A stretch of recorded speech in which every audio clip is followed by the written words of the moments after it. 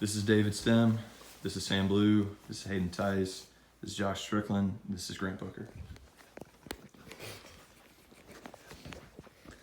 Hello, I'm Rory Board. Does anyone here know what the largest execution in U.S. history was? No, sir. That's what I was expecting. It's the Minnesota Massacre. The Minnesota Massacre was caused by very poor conditions of Sioux Indians in their reservations and the retaliation to that, which led to the largest execution in U.S. history. So I actually had to do a research paper on this topic, so I've researched for my history class, so I researched lots about it and know a great deal of information about it. During the 1800s, Sioux Indians in Minnesota had been moved into reservations where the conditions were terrible. In August of 1862, the Sioux Indians began to attack and pillage settlers in Minnesota. At the end of the conflict, 36 Sioux warriors were hanged for murder. During the summer of 1862, conditions at the Sioux reservations were beginning to become severe. Starvation was very common at many of the reservations, and many of them because of poor harvest and the U.S. annual payments were months late. Many of the natives relied on the payments to purchase food from traders. The traders had raised prices because the Sioux would have to pay it no matter what, and they wouldn't allow them to pay with credit anymore. Andrew Myrick, as seen there, was quoted as saying, "So far as I'm concerned, if they are hungry, let them eat grass or their own dung." He was a trader in the Lower Sioux Agency. This quote shows the attitude that some traders had towards the Sioux Indians. Andrew Myrick was actually coincidentally also killed in the Minnesota Massacre by Sioux Indians. Tensions at the Sioux reservations were beginning to rise. On August 17, 1862, 4 young Sioux warriors killed a family of settlers near Yankton, Minnesota. The next day, the Minnesota Massacre had begun. Sioux warriors began to attack, pillage, kill entire families and their homes for an entire month.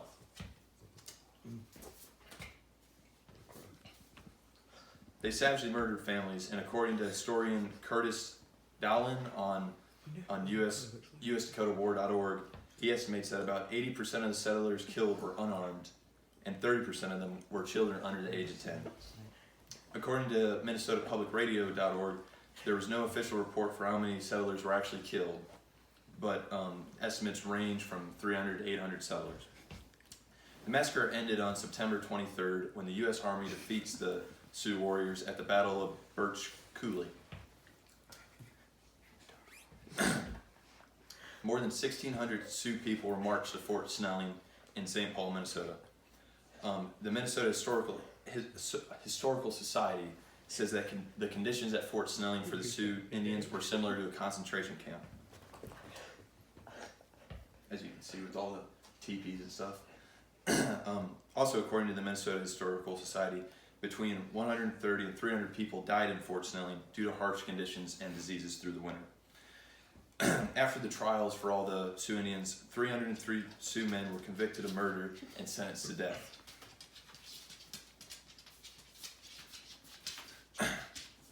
President Lincoln commuted 264 of these sentences, and one more man gets reprieve because from the state due to faulty testimony.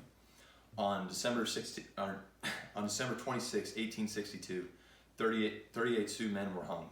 This is the largest execution in U.S. history. After the execution and the massacre was all over, the Sioux Indians were forced out of Minnesota and they could not come back through the border, and so they were moved in further west into North and South Dakota, Canada, and parts of Nebraska. The Minnesota Massacre was a very traumatic event in the relationship between American settlers and Sioux Indians, and this also kind of set a precedent for how the American settlers would treat Native Americans in the northern part of the United States as they continued west. The Minnesota Massacre was a horrific event caused by poor treatment of the Sioux Indians and the retaliation to that. Many people were killed on both ends of the conflict, as roughly 300 to 800 settlers were killed, and 150 to 325 Sioux died from execution or conditions at Fort Snelling. The Minnesota Massacre was the largest execution in U.S. history, and the execution set a precedent, as I said before, about how if the Indians would attack U.S. settlers, they would get executed for that. So I hope that you guys enjoyed my presentation today and learned some about one of the most important events in U.S. history that people don't know a lot about. Thank you. Any questions? Grant. Who was the leader of the Sioux Nation? The leader of the Sioux Nation, actually, I have a slide about him.